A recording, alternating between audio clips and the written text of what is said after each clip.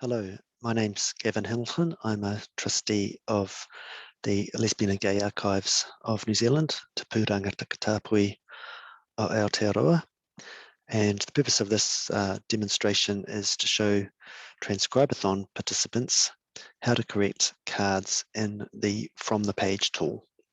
So as part of our Transcribathon, we're asking volunteers to help us correct the transcription of around 5,000 typewritten catalogue index cards that describe our book, pamphlets and manuscript collections by correcting the optical character recognition text that a computer has recognised from pictures of each index card. So the Transcribathon is running from the 10th to the 24th of July. Shortly, I'll give a demonstration of how to use the From the Page tool. We have a separate video which is about how to go about setting up an account in From the Page, but we also have an information page on the LAGANZ website here that you can refer to, which has instructions about how to get started and links to From the Page. So I'm going to get started by right mouse clicking over this link and opening a separate browser session for From the Page. I'm already signed in here as Gavin Hamilton. There's my username up at the top right. From this point, I can do two things. I could go to the dashboard, which is gives me a view of recent activity on the same collection that I've been working in, which is the LAGANZ Finding Aids collection. But if you're just starting to get involved in correcting cards, you might use the Find a Project link at the top right there and search on keyword LAGANZ. It's fairly unique. So having done that, you'll see that it's brought up an entry for LAGANZ. This is our account, and this is our only collection of works in From the Page. We've labelled it LAGANZ Finding Aids. So in this view, you've got a direct link there to that project. The other thing I'll point out is you are seeing other recent activity from people that are doing work in From the Page in this view, including some people working on our index cards. So from here, it's best to click on the title of the collection and you're taken to this overview page. If I scroll down, you'll see that there are around about 7 pages of results. So over 70 works that LAGANZ has loaded. So each work represents a group of 10 cards, 100 cards. And they're all labelled to reflect what series they come from in the index card catalogue. So octavos and quartos are book formats, but we also have MS papers, which are manuscript collections, and there's a pamphlets series that needs work in here too, and a posters series. The posters series, though, was a pilot of From the Page, and the transcription work for that series has largely been completed.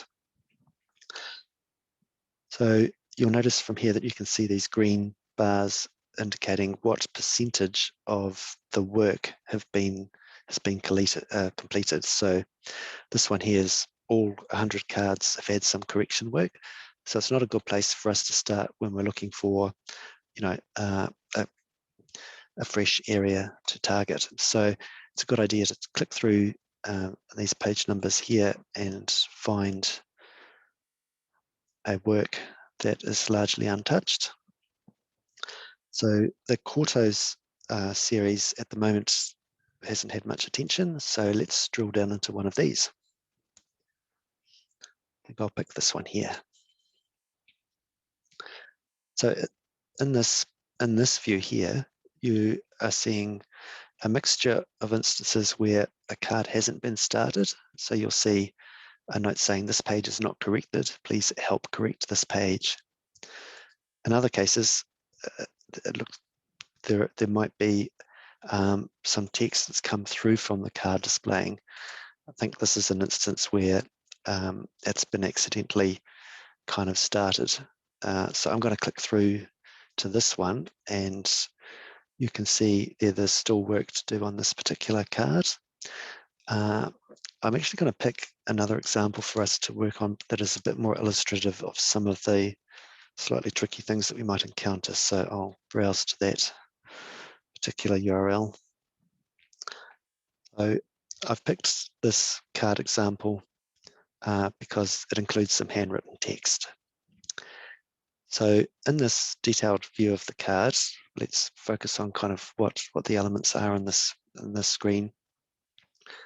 We're in this particular work or project, which is Octavos, and cards number 501 to 600, of which we're working on page number 14 at the moment, or card number 14 in this group of 100. Got a navigation control at the top right here that lets us move between cards. So as soon as you finish this card, you could keep going to the left or to the right to find cards that need work or need correction. In this pane, there are different layout options. Personally, I think it's good to start here, but this other option of image at the bottom can be quite good as doing a good scan, just to make sure that you're being economical with the rows. Each kind of element in the index card should appear on its own row. So I'm going to switch to image at the left. This field is the title. We like you to leave it in this state when you're involved in correcting the card initially. We have a convention that we're going to use once we've done the final QA on each card. We're going to modify the title. So at the stage where you've just completed your correction, we'll get you to leave it as page underscore with a number. So picture of the card on the left, I can click on that and zoom in. I can use my mouse roller ball to zoom in and out. I can pick it up and move it around. It's a good way to focus on elements of the card that are difficult to read. So you can really kind of interrogate what's going on. This is a text editor on the right-hand side where the text from the card has been extracted for you to work with. And then following that, there is a set of instructions that we've prepared, the Transcribathon organisers, to guide you on kind of what's necessary with each index card. Sometimes the instructions change depending on what series you're working in. There are sometimes some different conventions that we need to use. So it talks here about what's important to focus on. The key thing that we really, the real benefit that LAGANZ is going to gain from your work is just making sure that the text is correctly recognized. That's really important. Some of the minor points about formatting and stuff don't matter in the long run because there will be a second person review each card who might normalize it to fit some of our bibliographic conventions that are a little bit, well, they're not the primary focus of this exercise, but worthwhile. But it's important that people getting involved in the correction can just focus on recognizing the text. So as we scroll down, the different elements like publication information, the title of the book, the author of the book, there's some examples there illustrated. So do check this information if you have any queries about the elements that you see on the page. And there's some information here too about how to tackle certain scenarios. So like if you see some illegible text, whether it's handwritten or typewritten, and maybe it's too faded, you can put the information in square brackets. If you've taken a stab at what you think it is, put it in square brackets.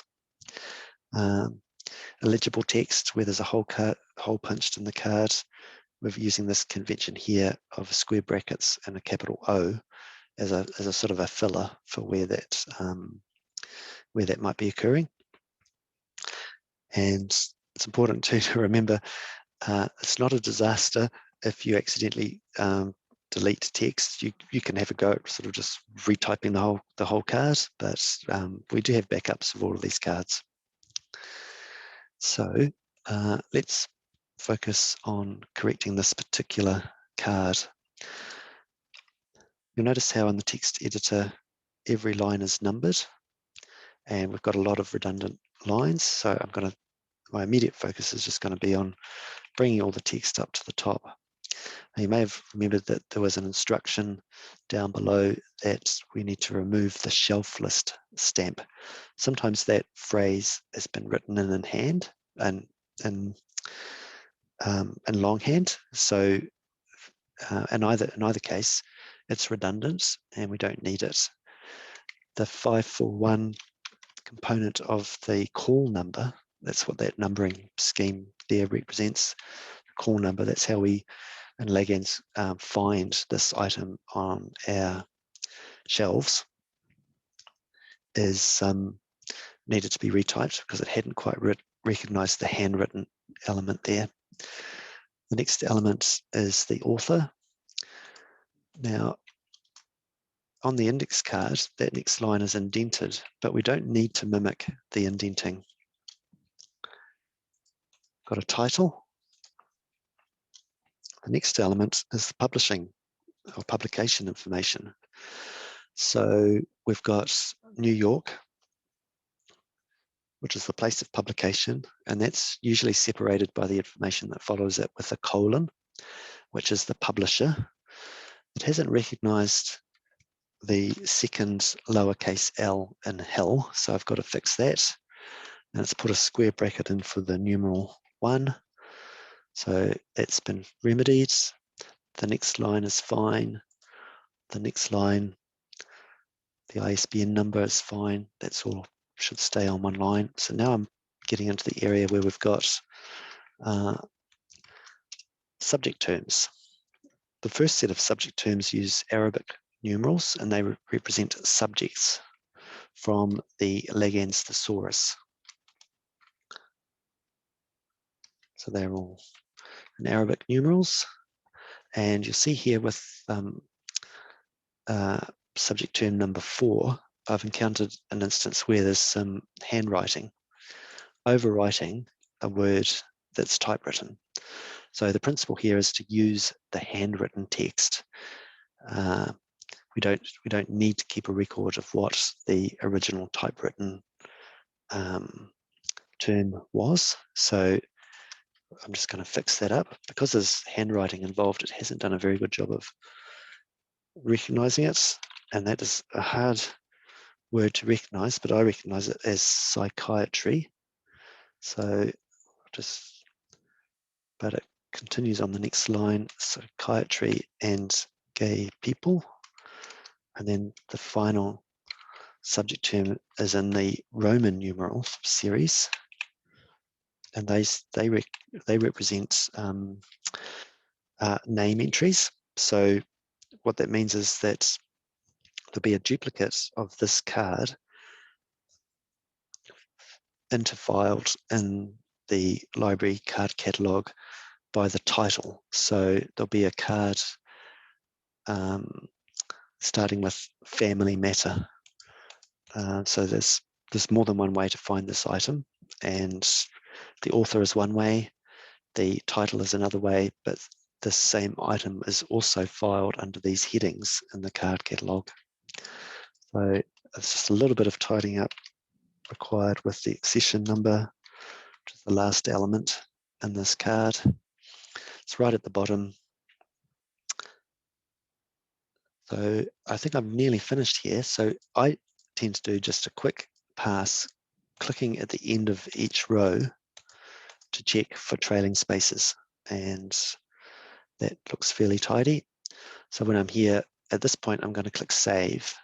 So look for the green alert that flashes up at the top, just to confirm that it's saved. And that is all fine. So it's not necessary to tell us if you've had to use handwritten text. If you've been able to recognize what the word is, that's great. But I might also use this example to illustrate what you could do if you really weren't sure. So you could do something like this. We've got a question mark in square brackets. Just you really can't recognize the word, so you're going to leave it there like that. But you might also, the other thing I should point out is we want to add a note to explain that, but it's important to save your changes in the card before you leave a note.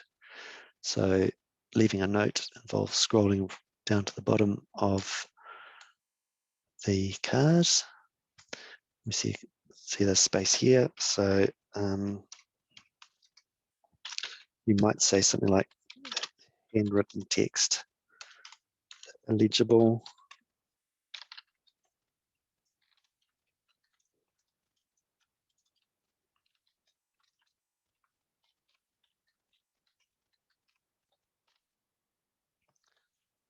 This is a good example of how you might leave a note. I'll click Save Note.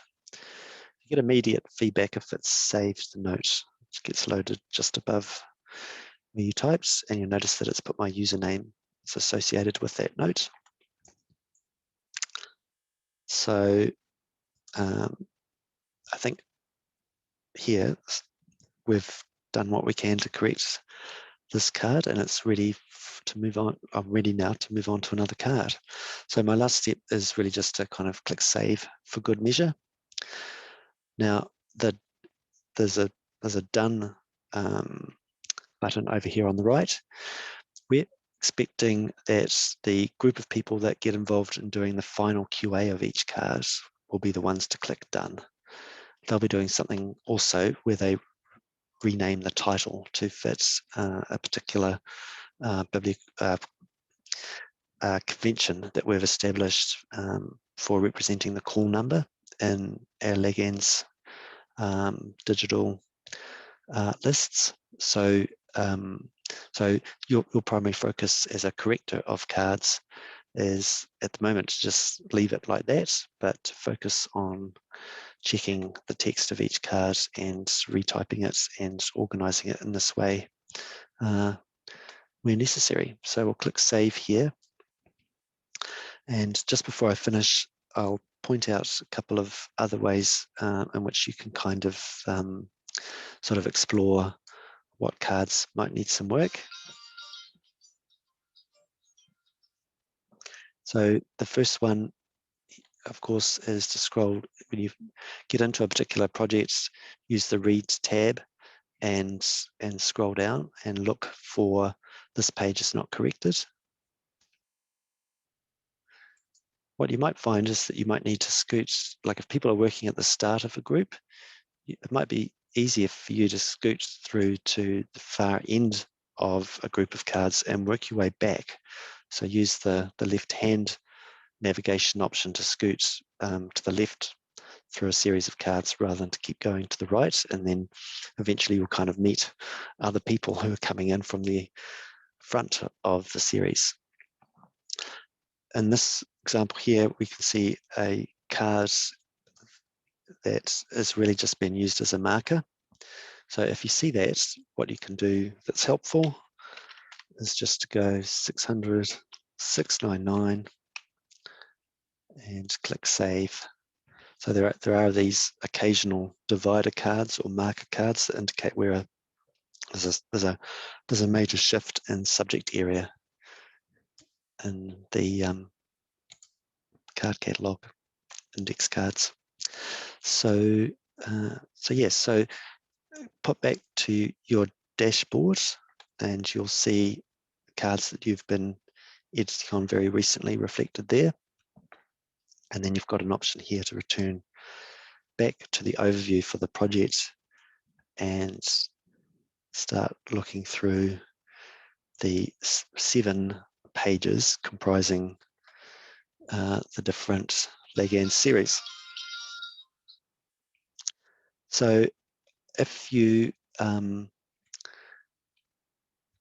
are interested in sort of doing a deep dive with some of these cards, you can explore this, and you'll see here that there are these bands here where there are no cards corrected. So these are a great place to start.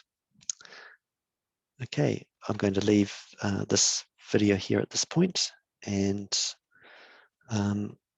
keep an eye out on the LAGANZ website for updates about the Transcribathon. You're welcome to send us suggestions. If you feel like you would like to be involved in the group that is going to do the second pass QA, feel free to reach out to me at board@laganz.org.nz, and we'll look forward to seeing your work in from the page. Thank you.